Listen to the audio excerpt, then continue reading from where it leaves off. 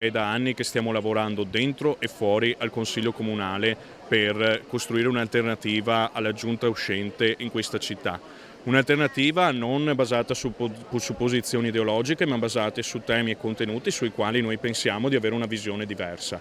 Un gazebo in piazza Caduti per incontrare i cittadini e presentarsi come candidato sindaco del PD alle primarie del centro-sinistra che a novembre individueranno chi correrà alle elezioni di primavera 2024. Giacomo Nilandi è pronto per la sfida in veste di avversario del centrodestra ricompattato e di quello che con tutta probabilità lo guiderà alle urne, il sindaco uscente Davide Bortolato.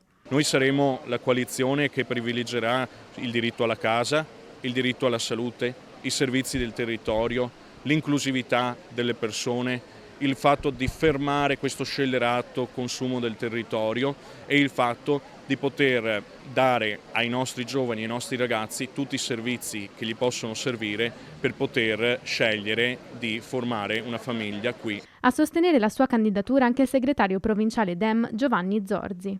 Io credo che ci siano le condizioni qui a Mogliano per fare bene e l'appoggio che ritengo che il Partito Democratico anche a livello provinciale voglia dare a Giacomo è molto semplicemente perché Giacomo è una persona che ha dimostrato grande consapevolezza politica.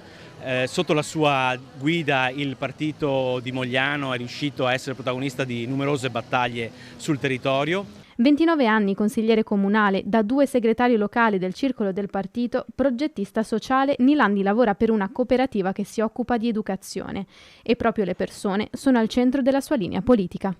Il sociale per noi sarà sempre al primo posto, soprattutto in vista delle grandi crisi economiche che arriveranno nei prossimi mesi e nei prossimi anni. Non dobbiamo lasciare indietro nessuno, questa sarà la nostra priorità.